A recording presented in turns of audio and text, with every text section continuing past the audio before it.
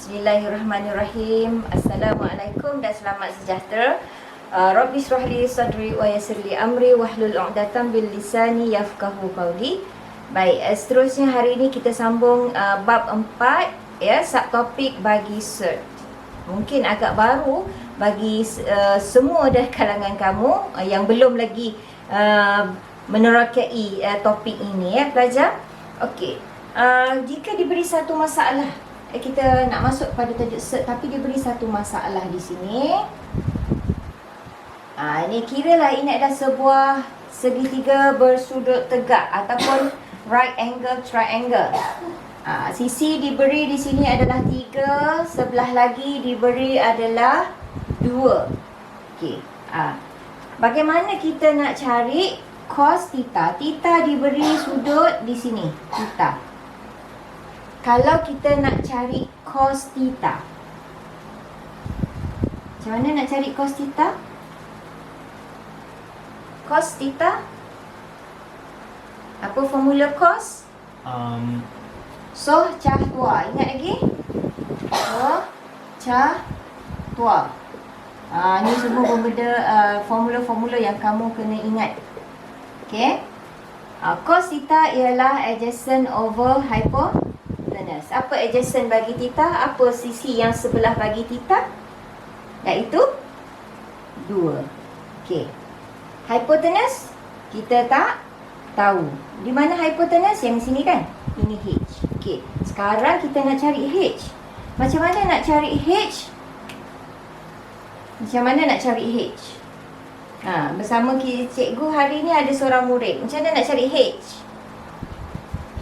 Guna apa? Calculator. Kalau tidak, okey. Untuk contoh ini sebenarnya nak masuk topik cert ni kita, let's say soalan ini diberi nak cari cos theta, diberi triangle seperti ni tapi diminta jangan tanpa menggunakan calculator. So apa nak cari? Macam mana nak cari H? Teorem apa kena guna? Teorem Pythagoras. Okey, betul. Teorem Pythagoras. Macam mana nak cari H menggunakan Pythagoras theorem? 3 kuasa 2 tambah 2 kuasa 2. That is H square. H kuasa 2 sama dengan, ulang balik apa dia? 3 kuasa 2 Okey. tambah 2 kuasa 2. Okey, berapa dapat 3 kuasa 2 tambah 2 kuasa 2? 5 kuasa 2. 5 kuasa 2. Oh god. 3 kuasa 2 9 tambah 2 kuasa 2 4. Itu H kuasa 2. Kalau H sahaja ialah 3 kuasa 9 tambah 4. punca kuasa 13. 13. Okey, sebab mana datang punca kuasa? Pindahkan. Okey. So berbalik kepada soalan, kalau jadi cos theta bagaimana? Okey, cos theta 2 per H ialah 2 per punca square root 13. Kita sebut sebagai square root 13. Ini adalah cos theta. Okey. Mungkin tertanyakan, biasa kita sebut ini sebagai square root, tapi dia sebenarnya adalah cert. Apa perbezaan antara cert dan punca kuasa? Okey, mari kita teroka. Sebelum kita meneroka punca kuasa, kita lihat dulu apa definisi cert sebenarnya. Okey. Cert ini pelajar ada 3 perkara yang kita kena ingat. Pertama, cert adalah dalam simbol punca kuasa bagi A. A ni suatu integer lah. Punca kuasa bagi A. Punca kuasa bagi A ni banyak. Banyak nombor-nombor punca kuasa bagi A. Tapi apakah nilai dia? So dalam bentuk apa? Dalam bentuk perpuluhan. Nilai dia ni bila kita cari dalam bentuk perpuluhan yang tak terhingga, infinity yang tak terhingga, perpuluhan yang banyak. Maknanya kalau dalam kalkulator kita tu terus je okey, dia tidak terhingga. Dan juga dia tidak berulang. Ada tak terhingga tapi berulang. Tapi untuk cert, dia tak terhingga perpuluhannya tapi dia tak berulang. Okey, boleh ingat 3 perkara ni? Cert adalah dalam bentuk apa tadi? Pertama, punca kuasa bagi A. Lepas tu yang kedua apa?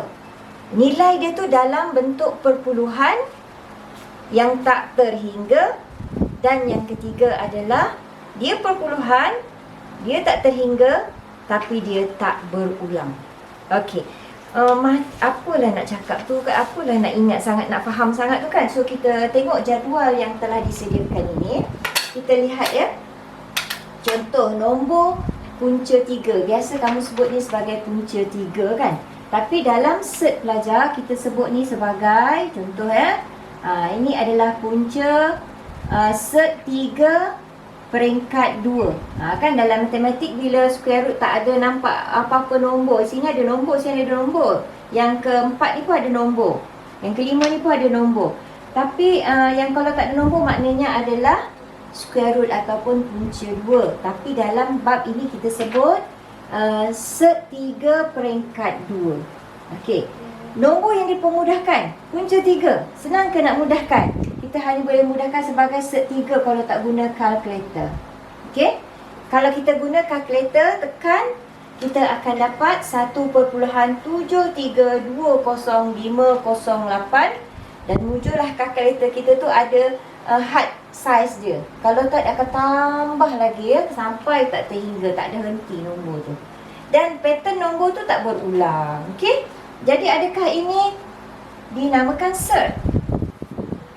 Okey, kita ada murid di sini. Adakah ini dinamakan cert? Ya. Sebab? Kerana dia nombor yang tidak terhingga dan juga tidak berulang. Okey, betul. So ini adalah cert. Okey, lihat pula yang kedua. Kita sebut ni sebagai apa? Umumnya kita sebut square root 1/4 lah. Ataupun cert 1/4 peringkat 2. Boleh tak dipermudahkan kepada apa? Tanpa guna kalkulator. Boleh dapat tak yang ni? Boleh. Berapa tu? Punca kuasa 1/2. Punca kuasa 1/2. Square root 1/4 itself is 1/2. Betul tak? Okey. Jangan lupa ya. Bab indeks punca 1 bahagi dengan punca 4. That is equals to 1/2. Okey. Nombor dalam perpuluhan kita dapat 0.5. Tepat nilai dia. Adakah ini cert? Ya. Tak. Kenapa ya, kenapa tak? Tak, sebab dia perpuluhan yang tidak terhingga, perpuluhan yang ada hadnya. Dia ada had spesifik. So ini bukan cert. Okey, yang ketiga. Cert 11 peringkat 3. Cert 11 peringkat 3. Macam mana kita nombor ni kalau dimudahkan dapat apa? Dalam sifar 3 mana ada kan sahabat yang sama lah ya. Dapat juga cert 11 punca 3. Dan kalau guna kalkulator, saya siap-siap tulis kat sini value dia, kamu boleh semak 2.2239800. Nombor perpuluhan ada berulang tak? Tak. Tak. So ini adalah Cert. Ini adalah cert. Okey. So, yang ketiga, cert 27 peringkat 3. Cert 27. 27 ni ada tak nombor dalam 3 kuasa 2 9 dar lepas tu 3 kuasa 3 berapa? 3 kuasa 3 berapa? 9. Wow. 3 kuasa 2 9, 3 kuasa 3 27. Astagfirullahalazim, lama sangat cuti.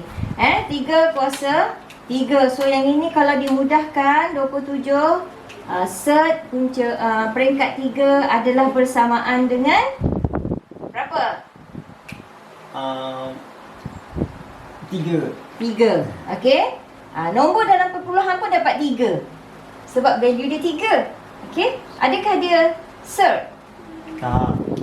Oleh itu, ini adalah bukan cert. Okey ya. Okey, baik, kita lihat yang kelima. Cert 3 peringkat 5. Okey, kalau dimudahkan. Ini memanglah kita boleh ke mudahkan? Mudahkan dapat tu jugalah, sebab tak boleh mudahkan kita biarkan dalam bentuk ini. Okey, bila cari menggunakan kalkulator kita dapat value 1.2457309. Adakah ini memenuhi karakter bagi cert atau tidak? Ya. Okey. Ini memenuhi karakter bagi cert. Okey. Okey, oleh itu kita fahamlah kan. Ini nombor perpuluhan tak terhingga dan tak Ulang. berulang. So dah jelas sekarang? So soalannya, wujud tak nombor perpuluhan tak terhingga tetapi berulang? Wujud tak? Wujud. Contoh? Contoh apa? Okey, contoh nombor 54.565656 dan seterusnya. Ini contoh. Contoh suatu nombor perpuluhan tak terhingga tapi dia berulang. Dia berulang yang ni. 56, 56, 56 dan seterusnya. Hingga tak terhingga. Itulah contoh nombor. Kalau nombor macam ni, dia bukan cert lah. Nombor asalnya kalau ada square rootnya dia bukan nombor, dia bukan cert. Yang cert sekiranya seperti ini. Ini. Nombor perpuluhan tak berulang. Nombor perpuluhan tak berulang dan tak terhingga. Okey? Dah dapat dah faham sekarang? Okey, kita tengok contoh-contoh latihan.